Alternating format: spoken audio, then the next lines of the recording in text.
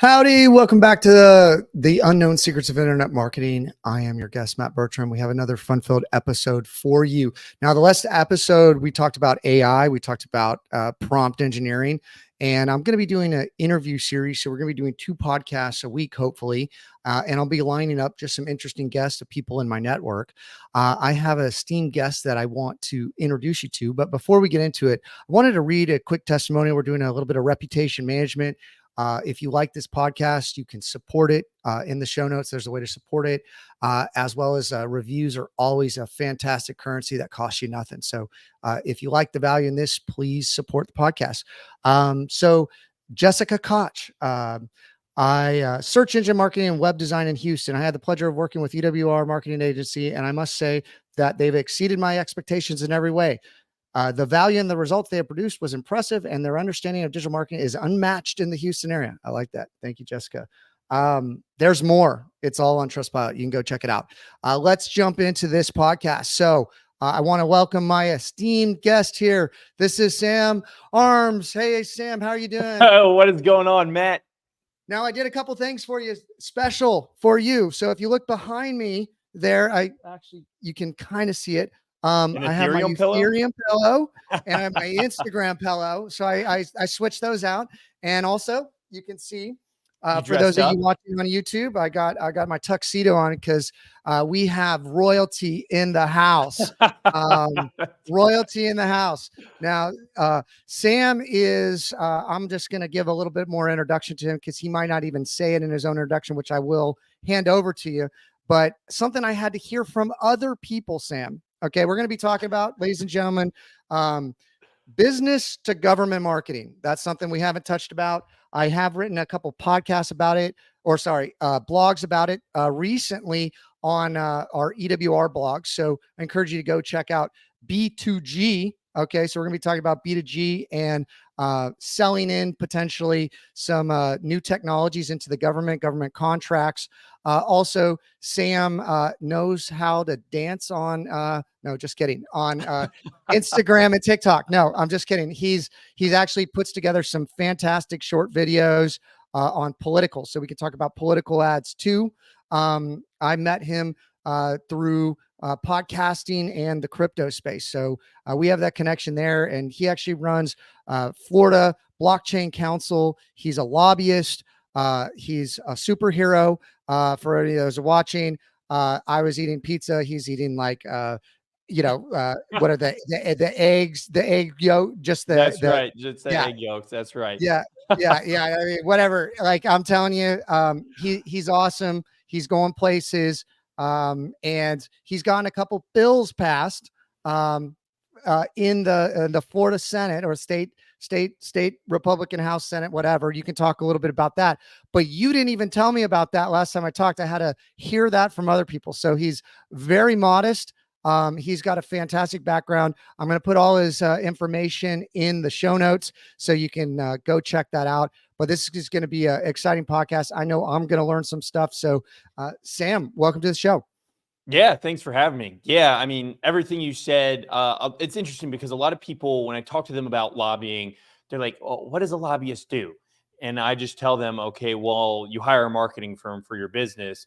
A lobbyist is just a marketer to government.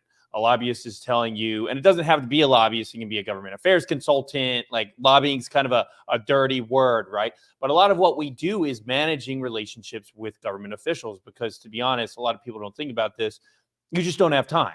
If you're a CEO managing a company, you can't be talking to a politician every day about what the priorities are. You can't be explaining to them, oh, this bill you're going to pass is actually affecting my business. And you can't be dictating, well, what's the best bet to take on a political race or a political campaign? So you hire a marketer, a consultant, a lobbyist to do all that for you for the same marketing goals. You want to get from A to B. You want to sell a product. Maybe it's you don't want to be regulated. Maybe it's you want to get a government contract. Maybe you just want the relationships. That's the whole industry and what it's about. So a lot of our listeners are marketers at heart, if not in marketing or consultants, and they've probably never heard the term B2G, and they've never really looked at companies that are marketing into government. Also, I would say political advertising, is big business. But I would also say that understanding how to even qualify for government contracts, like you have to have grant writers. There's a lot of hurdles to getting involved in government marketing, right? And Yeah. a lot about actually using digital marketing, in my opinion. What I've seen is to do fundraising, right? So you're sending direct mail, you're sending flyers, you're doing chat bots, you're running ads, and you're running really high volume campaigns. And so, I mean, if you look at the last political cycle, how much money they had, like there's a documentary on what is it called, Analytica something, and basically they had Facebook and Google like in their political offices help them Yeah. push campaigns and try to hit the people that are on the fence, right? There's right, there's left. They're gonna vote that way no matter what, and you're really trying to hit those people in the center. So can we talk about your experience with, I guess, digital marketing as it relates to maybe fundraising, political advertising, or even influence, right? Like putting out the right pieces of content on the right platform so people see it. There's a lot of inner loop news sites that you kind of seed articles into to get the conversation to go one way or another. Maybe we could talk about some of that stuff, huh? Yeah, I try to encourage people to view politicians as products, and every politician is an individual product, and it's a product that you're trying to sell and that you're trying to bet on. Now, of course, that product needs to relate to whatever your mission is, right? Okay, so obviously, there's a million different ways you could take this because there's such a diversity of businesses, uh, different countries, states, localities, like from running a city council election to running a congressional election. All of them can benefit in a form of political consulting and digital marketing, but you have to know what your purpose is. So, really easy example, I want to do a fundraiser for the governor of my state of Florida, right? Why do I want to do that? Well, I have multiple bills in the pipeline that I want to push through my political session. So, what does that mean I need to do? I need to convince all the companies that I'm working with that, hey, if you want the governor to sign our legislation, we need to fundraise for him to show him that we support him, to get in the same room as him, to make him aware of what we're doing. So that's the personal touch. But where the digital side comes in is you start advertising, well, look at what we've done. Look at how much money we bring to the Florida economy. What about certain sectors? So if I'm running a congressional campaign, and for example, I have a Bitcoin mining company that employs 40 people in his district, how you create an article what Bitcoin mining does for the district 63 in Florida, and how certain candidate is supporting that if you're backing them, right? It's all about marrying relationships and giving candidates stake in your business, because that translates into talking points for them, it translates into votes, and it translates into money, right? So when you view them as a product to get what you want, which this product in particular might be just getting some legislation passed. Now, if you're looking for a government contract, it's very similar. And it sounds kind of dirty because it sounds like it's pay to play. In a lot of ways, it is, but it's pay to play by what do politicians respond to? They respond to media, money, and votes, right? And if you're lacking one of those, you can compensate with the other two, or you can even just focus on one, right? If you're a media powerhouse and you think of some of the largest podcasters, you think of some of the largest media networks, you don't need to donate to a political campaign, but you come and have them on your show and give them the free press, right? And that's how you get them in your inner circle, and you help them craft a message. Even though you're helping the politician craft a message, the politician's still your product, because at the end of the day, you want to use that politician for something. So you can see very quickly how this becomes a very nuanced conversation, and how it really combines the digital with the physical. And to get what you want, which could be a million different things from the government and the political world, you have to really be specific in what your goal and your focal point is. Man, I think that brings it back to really the target persona and like what is the call to action, and getting really, really clear on that. Because I can tell you, if you're in the room with a politician, or when I was a farmer rep in a future life or past life, I guess, is I had 2 minutes, right? I got in front of the Yeah. doctor. I had 2 minutes to get my point across. and there's 1,000 other things going on. He's got more patients, whatever. And I'm trying to get my message across and project that, you know, for the company I was working for, that company or the brand or the product I was representing. And then not only that, I was trying to provide placement in the office, try to provide reminder, try to stay on his radar to have him think of this product next time he was in the room. And so this is a lot of the same way. I mean, really marketing is a lot about a widget. So you're talking about personal branding, brand building, brand awareness, like thought leadership, you know, staying top of mind as a way to influence that politician to understand what those needs are. And there's a lot of ways that you can actually use digital to do that. I mean, we're more connected than we've ever been.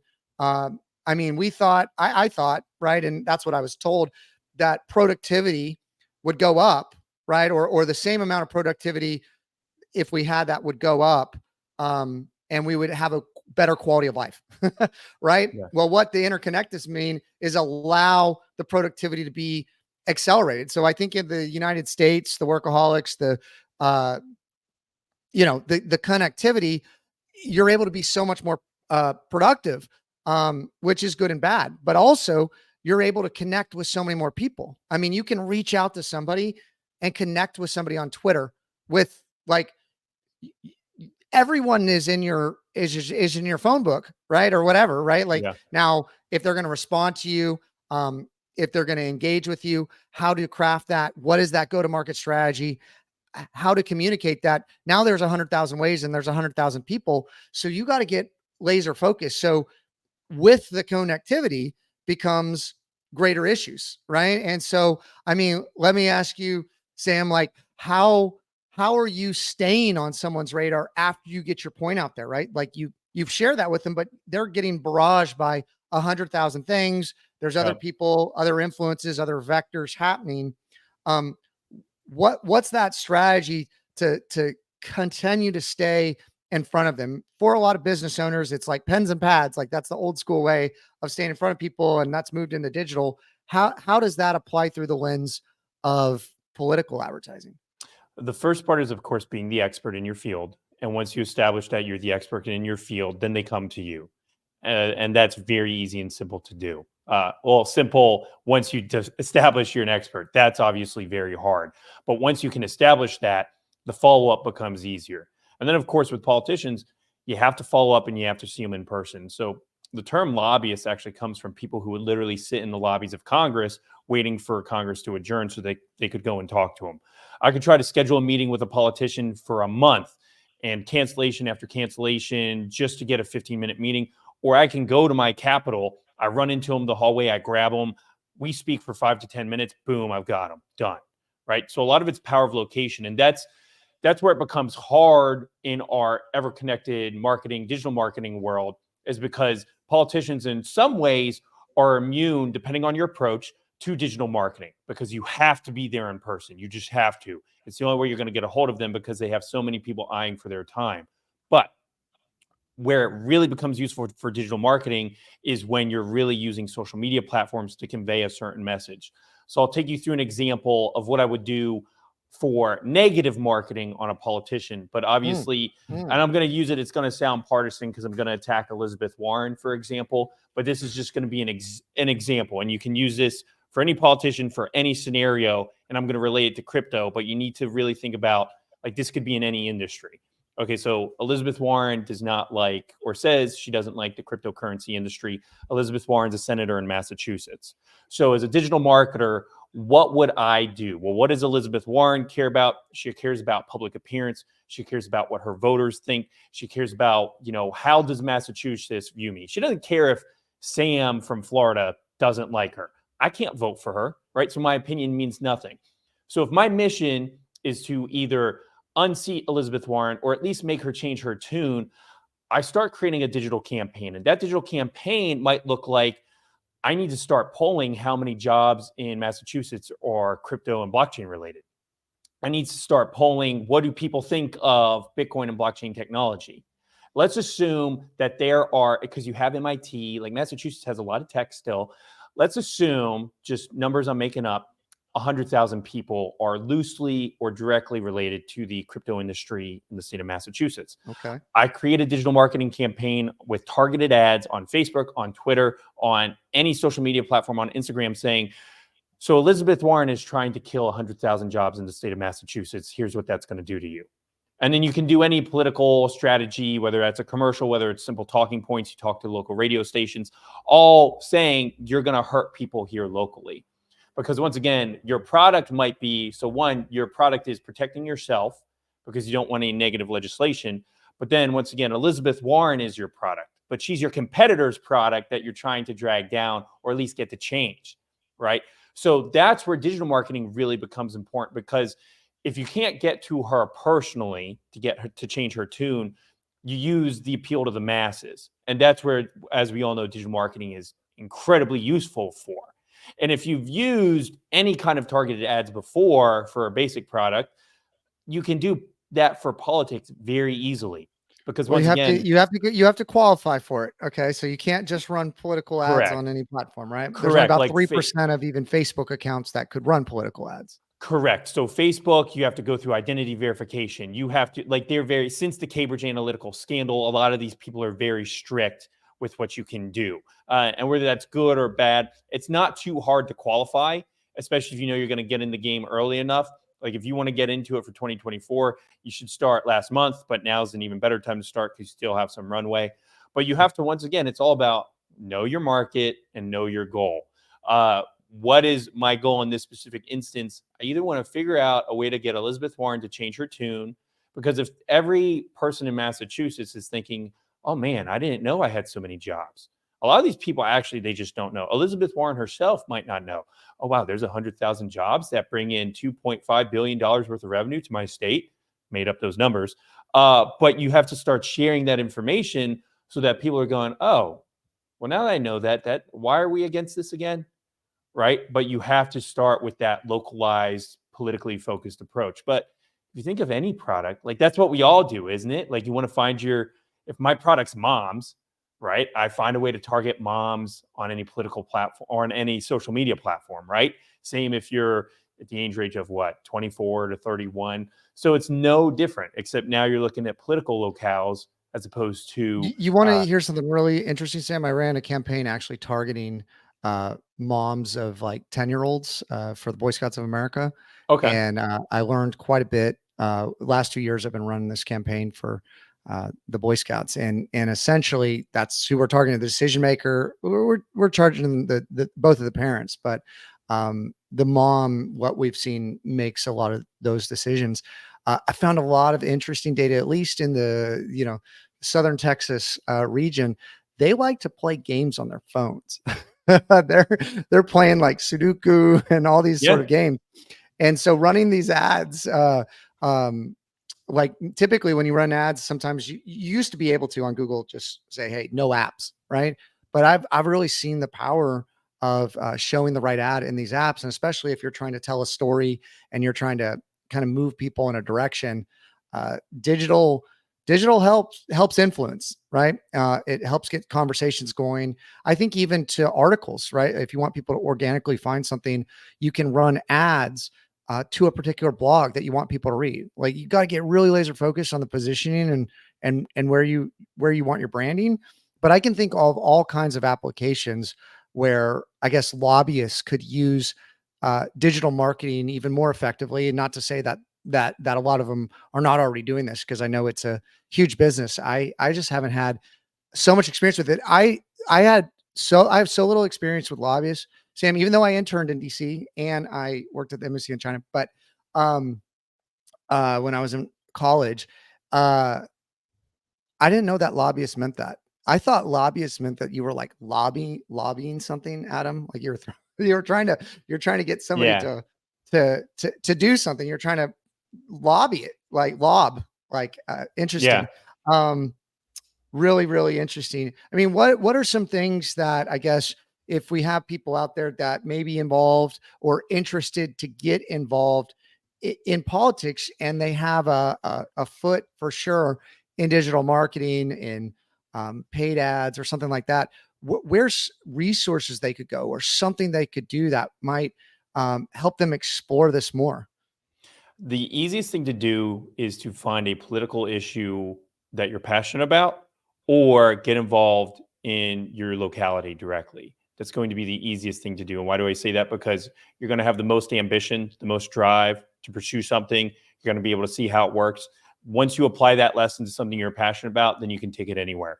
So if you have a certain congressional candidate that you really like or really hate, you help the guy you really like, or you help his competitor if you really hate him, and you see how you can play into that digital marketing world. If there's a issue that you really don't like, right, or an issue that you're really passionate about, see how you can just advertise for that in the next election cycle, right? There's all kinds of organizations and there's tons of ad spend and ad money dedicated to especially these hot button issues that you can think about every day: healthcare, immigration, abortion. Wherever you fall in that line, if you want to kind of get your feet wet, all those issues have a local impact, even at your city level. On the county side, like, you can just kind of experiment with a candidate because there's so little money. I mean, certain depending on your county, there's so relatively little money that goes into the county and city side. If they get someone who's good at marketing, it can be a game changer. And then you can really experiment and see, okay, well, what are the needs of this locality? So you can kind of hone in. So it's not as hard as you think. A lot of it is find something you're passionate about politically, or get involved with a local campaign, because that's just what's incredibly easy, especially if you're a constituent and you can say, hey, I live in your district. I want to get to know you, which, by the way, you can. A lot of people think that they can't talk to their politicians, which is something I run into a lot. I go, hey, you live in his district. Can you email him for me since you're a constituent? And they're like, I can do that? I'm like, yeah. Yeah, like, you own that guy. He represents you. They have to take a meeting. So you can get meetings even just to introduce yourself. You get a 15-minute meeting with a politician just to waste his time if you want to. But if you're a constituent, they have to take that meeting. You got to build the relationships, find what you're passionate about. And from there, it'll organically happen. If you're into marketing, they have such a huge need for that. And you're going to see all the holes that need to be filled. The biggest issue is going to be, how much money does the campaign have? How much are you willing to do for free? But if you want to test the waters and see what it's like, the opportunity is there. Yeah, and Sam, I think that's really, really interesting stuff, and I think that there's probably a lot of people that are passionate about a lot of things, and just didn't know how to get involved. So I think exploring this more is certainly a great topic.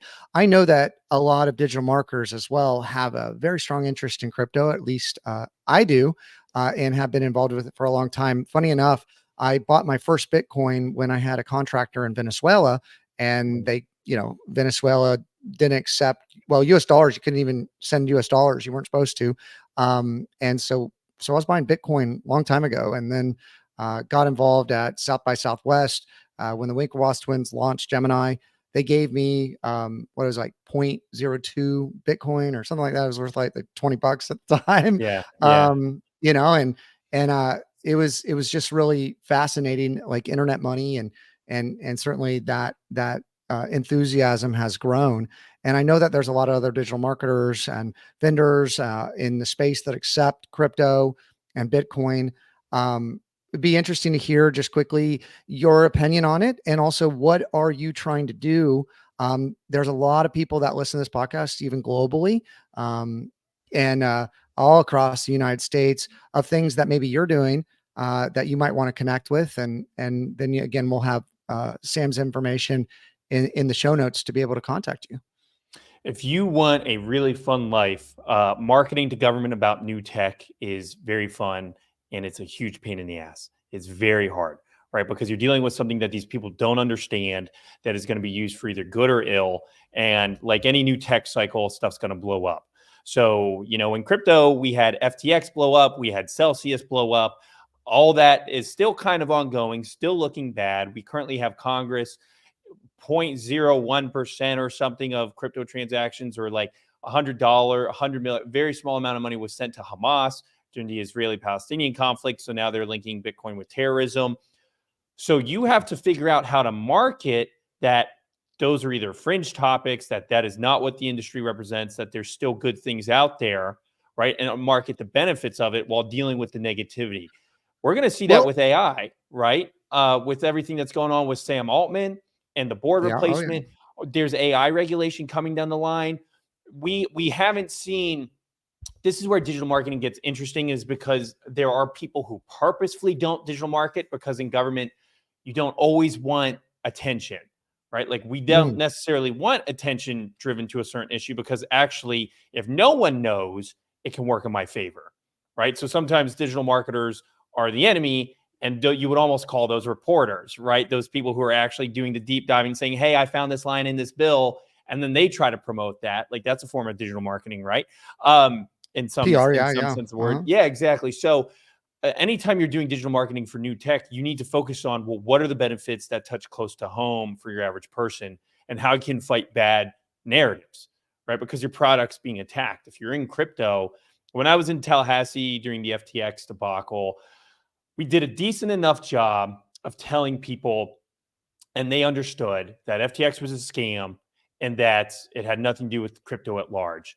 Luckily, for this specific example, Florida's majority Republican, and FTX gave most of their money to Democrats. So we were able to kind of say, okay, well, that's a Democratic problem. Republicans weren't really a part of that, and kind of flip that switch. Right now, if I was in California, which is majority Democrat, there's a different story, right? And you have to cater your message to whatever politician, political group you're talking to. But the key is to understand what government is seeing and how to counteract that. And where digital marketing comes into play is, a lot of people lost a lot of money with FTX. And that's what the government officials were seeing. And they said, okay, people are going to hate me, even though this wasn't true. People are going to hate me if I do anything crypto, because there's a hit piece for me that's going to say, X politician promotes crypto bill after FTX stole your money. Oh, I think that everything that went down this last cycle set the industry back. I had some clients that we even did a deal with a football franchise here in Houston, the Texans, and they've kind of walked it back from what I've seen. Like, everybody's kind of, now that they don't want to touch crypto. So, a scam's a scam. It doesn't matter. Right. Correct. And I think that there are a lot of, there's a lot of hot money that moved into crypto. And I think that there's a lot of scam artists, but I think there's a lot of scam artists everywhere. And if you have something that people don't understand, you're going to have scammers. And I think a lot of the stuff that's coming out is just really education. I think more education is a bigger part of this whole thing. I want to pivot the conversation a little bit. You kind of opened the door in my head to something super interesting. And this is something that this is a personal opinion that I thought, and I look at everything through the eyes as a marketer. I mean, I went to school for marketing. I love marketing. I look at everything from a marketing standpoint. It's difficult for me not to. So I'll give you a quick story. So Bitcoin, right? So Bitcoin comes out. It's the first. Then, you got Bitcoin Cash, and you had those all wars, and you got a really interesting story in crypto. Yeah. But the thing that I saw, take away a lot of the opinions of stuff. I'm just talking about a specific piece of this. So almost in a vacuum. I saw the Bitcoin Cash thing, okay, as a lack of marketing, brand positioning to tell that story. You could, in my opinion, say anybody that's branched off of Bitcoin's the father, right? But there's legitimacy in the children, or the bloodline, or whatever you want to call it. Sure. And that we have a different, mechanism of action or use case that we're solving for here, right? Because Bitcoin, as great as it is, can't solve for everything. It solves for one thing really, really well. And so when I saw Bitcoin Cash come out, and I've seen a lot of the others come out, I look at what they're doing, and I look at their positioning statement. I look at the story that they're telling. I look at the content they're putting out, and I'm going, guys, like you could really grab this narrative and play it to your advantage. Right. And I actually see that with a lot of these, crypto companies. So from a crypto marketing standpoint, and I've been to a lot of the conferences, I've talked to a lot of people, they've hired a lot of people that are in a DAO or, just associated with it. They haven't really gone into the agency side thing. They don't really have a digital strategy. They don't really understand SEO, search marketing. They're not running on a lot of campaigns. Interestingly enough, like Pinterest did really well for some crypto companies. As I was talking to one of the Pinterest reps, like it's so nascent, such a cottage industry now. I think that there's a huge amount of opportunity to grow and to come into the mainstream, but they're afraid to get outside that box. I think also, even when you're lobbying to change something in like engineering, because I do a lot of oil and gas stuff, if something's worked for so long, like, and there's data to support it, changing anything could kill people. It could damage stuff. It could do a lot. Yeah. But I think even in crypto, that's not the case. That's oil and gas case. In the crypto case, they're just really outsiders. Like, they're really uncomfortable about outsiders. There's some very purist of what they're trying to achieve. Tell me a little bit about what maybe you've seen, because you did do a lot of stuff with crypto, and you've kind of merged that with TikTok, and now you've kind of, you do shorts on political stuff now. But I want to just hear what you've seen, and I know you have your hands in a couple different things as well in that arena. It depends on the crypto, but we'll talk about Bitcoin. Bitcoin, sure, you have to understand that the culture and community, the people who invented it, and the ethos is anarchists, libertarians who hate government. I deal with that even to this day, where what is my product? My product is to advertise to government on behalf of the Web3 Bitcoin industry. But some of those industry members will never support me because they don't believe in government. They don't believe I should be talking to government. They don't think they need government, even though they still pay taxes, right? Like, they do not necessarily like the mission. And so obviously that creates an issue at the political level. The hardest part is Bitcoin doesn't have a marketing team. Bitcoin's a decentralized product. Bitcoin's message is whoever's the most popular. Whoever's the most popular is random people on Twitter with large followings who might be saying whatever the hell they want. And that's what congressional members will see. There are instances, I guarantee you, where there are popular political figures I shouldn't say political. There are popular crypto influencers on Twitter who will post stuff. And when you're in meetings with certain politicians, they go, who the hell is this guy? Is this what y'all believe? And that's kind of the negative, as there's no inherent message to stick to with Bitcoin, right? Now, of course, it's a decentralized product. That's the point. There's no central point of failure, so you don't get a marketing team. There is no marketing budget, right? But there are some nonprofits, right? There's some nonprofits that are helping to try to craft that message. Yeah, correct. But even those nonprofits don't necessarily always do it correctly. And the people funding those nonprofits. So, for example, there was bukus of money spent on Super Bowl ads, celebrities, races by crypto. That's great. What they are we talking about crypto.com now? Or we're talking about FTX? Should have done is what I discussed with Elizabeth Warren. We need a poll. We need research of how many jobs this creates in every state. We need to start building data on how influential and impactful so when Bitcoin mining was being considered dirty, right? And crypto in general has this tech bro culture. You think Silicon Valley, rich young guys who are kind of jerks. Like, you think of Sam Bankman-Fried, you think of Mark Zuckerberg, like that's the type of, oh, you're crypto bro. You need ad campaigns that some farmer coming home from work, right? And he owns a Bitcoin farm, and he's a blue collar guy who's just like you and me with 4 kids who owns a small mining operation.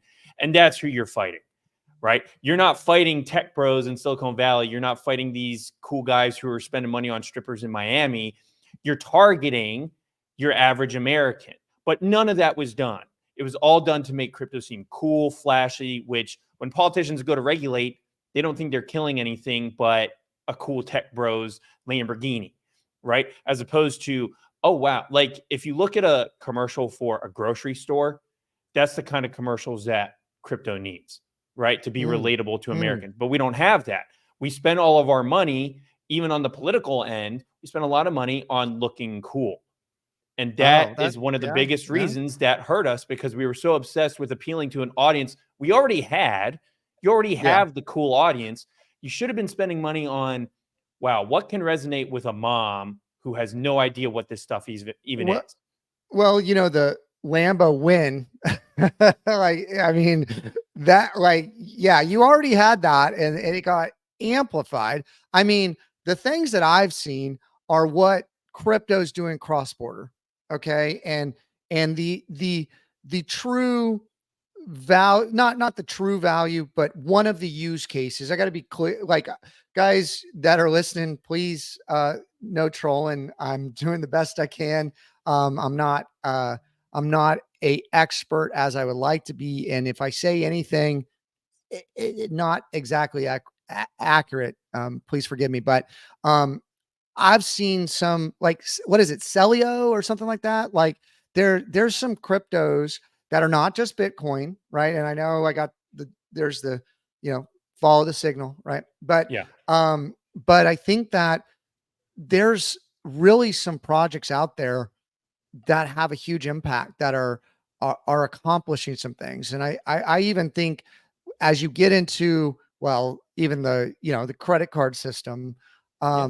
there's a lot of overhaul that needs to happen for our our financial system to operate efficiently, in a lot of areas. And I think that there's a lot of use cases for a lot of this stuff. And so I don't know. My my opinion is to look at everything open-mindedly, Yeah. and uh, educate yourself on what these different projects are doing.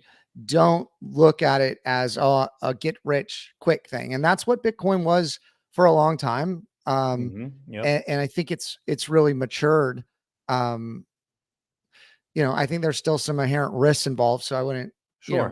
go head first into it. And there's a lot of big things happening, but I think it's something that everybody needs to be aware of. I think that blockchain technology, just like QR codes, are going to start showing up everywhere. I've started to see, I think it's technology that people don't are not as familiar with, and they should really familiarize themselves with. I don't know. Going back to um, marketing, if you were a blockchain, right, to government, how would that approach look? I'm just curious. Once again, it depends, but let me use this for an example. Let's say I'm a blockchain company in California, and California is very blue, mostly run by Democrats, completely run by Democrats, and has a large immigration population, right? And immigration is, I wouldn't call it an issue, but it's a fact of life in California. If you want to get Democrats on their side who are pro immigration, you create an ad campaign talking about how your technology is actually helping immigrants, right? You interview 5 immigrants who just came over to California. Oh my goodness, I lost all my money in Mexico. I lost all my money in Bolivia, in Argentina. I had to flee. Thank goodness I was able to get it out of the bank into Bitcoin. And now I'm able to have a new life here in California, right? You cater your ad to who's in power. If you're in a deep red state, you obviously do it differently. What do red states cover? If you want to cover industry, if you want to cover healthcare, if you want to cover social issues, if you're in a red state, you interview a pastor whose church is maybe accepting Bitcoin, right? Mm, Man, my congregation was dying. We were actually looking for funding, and we actually started accepting Bitcoin, and we had donors from across the world actually support our message, right? And Bitcoin has given me a new chance to promote the gospel in my Bible Belt state, right? And that resonates. So government is all about knowing who's in power and who you're talking to. At a state level, it's a little bit easier, especially if you're in a solid blue or solid red state. But if you want to get what you want in that state, for example, that's what you do. Congressional is obviously a little tougher, but those 2 examples I just gave you, you could make both of those for your chain. And so if the Senate's red, the House is blue, the president's blue, or you just mix up that factor, you get both sides supporting the mission of what you're doing.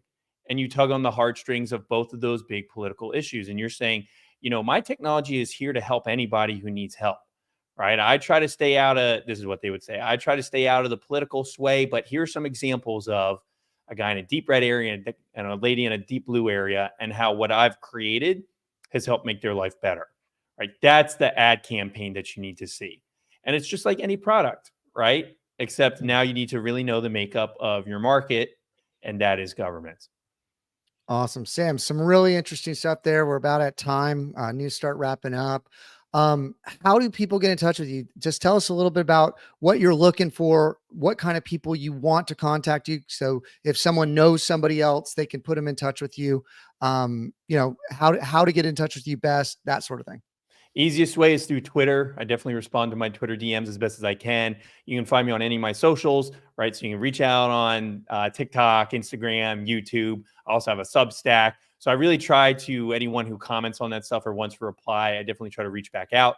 And of course, you can follow what I do. If you're interested in what we're doing here in Florida, feel free to hit me up. And then, of course, I do stuff all over the country and internationally when it comes to political strategic consulting. So I always try to make sure that I make myself available to people who are passionate about these issues.